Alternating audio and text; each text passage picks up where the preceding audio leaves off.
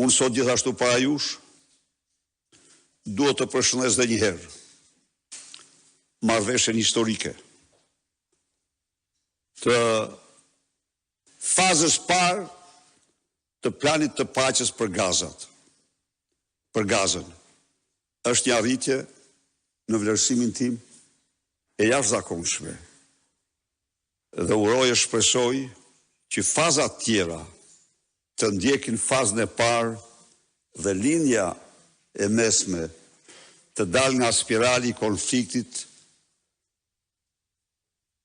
izraelitët dhe palestinezët dhe kombet tjera të jetojnë në paqë dhe prosperitet në këtë vend.